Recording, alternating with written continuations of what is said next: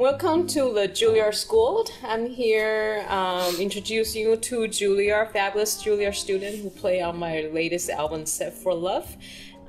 This is Philip Norris, the bass player, and the guitarist, Kelberman. So Philip, tell us a little bit about yourself. Well, I'm in my third year of undergrad here at Juilliard, and I'm actually originally from Winnipeg, Manitoba, and both my parents are professional musicians. My dad used to be the tubist in the Winnipeg Symphony, Wow. and so I started playing piano from a young age, and then when we moved down to North Carolina, my mom became a band director, so she started throwing a bunch of different instruments at me. You go to school with your mom. She's your teacher too. Yeah, she was my band director. So, yeah, I've been around it forever, and I've luckily I ended up liking it. Some people don't always end up liking it, but yeah, my grandfather's actually a bass player. He started playing when he was a little bit older, and he gave me my first bass for Christmas. It was like a Fender Squire. How old are you? I think I might have been in the 7th grade, 12 or 13. Yeah. And then from there, I went to the upright. And how do you end up in here? I did a lot of different programs when I was in high school that my mom, you know, in being a band director, she knew about.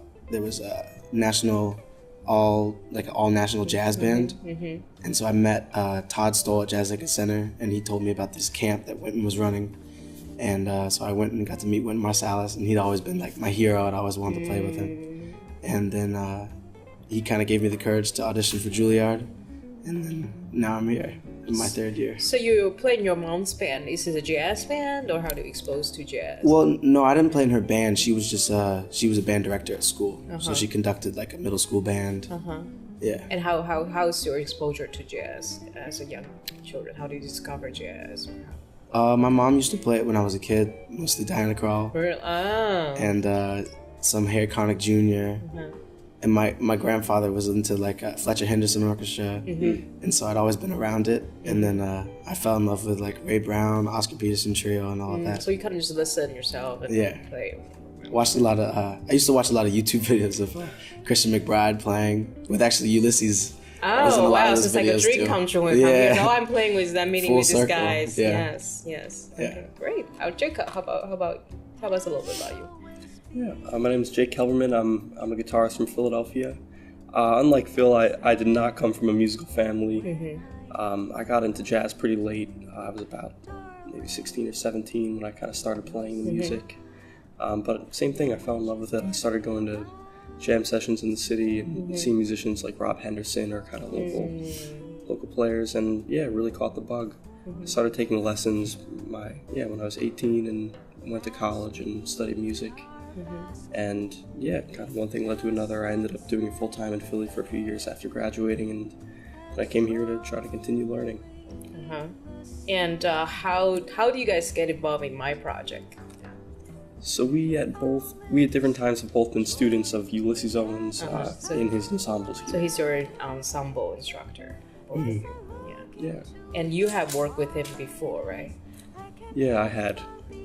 We had done a few things in and out of school, and then I had collaborated with him on a record he produced for a vocalist named Diane Hoffman a few months before your project. Okay, so this is your second recording project with him.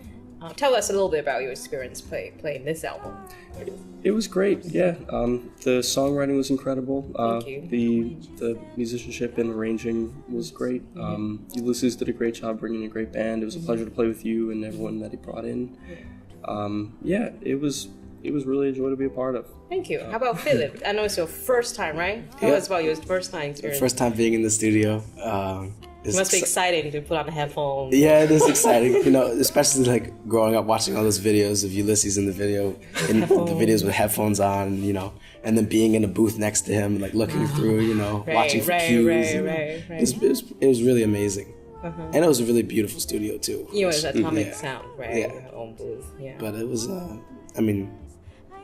I really liked the lyricism of the tunes too. Right, because it made it easy to follow. Right. And made it easy to kind of like shape where it was going. Right. And I just had a lot of fun with it. Yeah, I remember I have a great time playing with Phil because it's an intense day because we have a lot of tune to cover, and we're actually dancing to one of the tune, and Phil's the only cats that join me at the dance party, so we have a great time jamming, not only musically, but just to have fun by the booth. So Jacob, you're finishing up, right? Yep.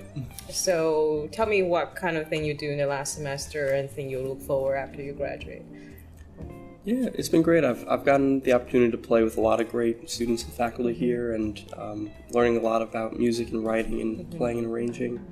So you're a composer yourself too? I'm a composer as well. I've gotten to do a lot of writing for groups here, and then I've been composing for a modern dance choreographer named Peter Chu. That's been a great experience. I've gotten to learn a lot about music technology, and I've taken some really incredible arts and society courses here.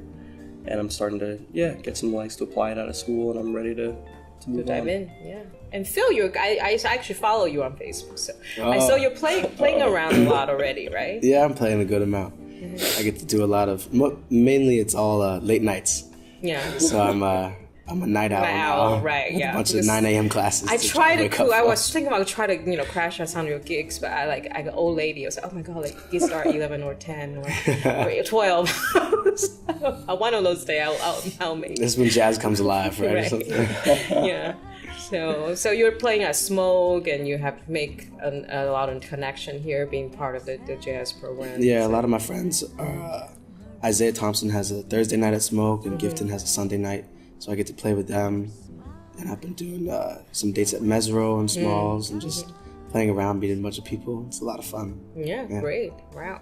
So they're both young cats and already have a lot going for them. And I'm very happy to work with young students here. I'm also a student at the Even Division at Juilliard School, so for me it feels like a family. And I remember when I was a student, about 20 years ago, undergrad, I'm always the only girl in the classroom, and sometimes I feel intimidated, by some cats' attitude. But I'm so happy to work with younger cats, and they show tremendous amount of respect and kindness, and they make me feel less intimidated, and great attitude and positive energy. So it gives me a lot of hope for jazz education, and I hope you guys the best when you're about to graduate and go into the real world, and I have high hopes for you, and I hope we will have many more opportunities to collaborate, and we'll take this project on the road.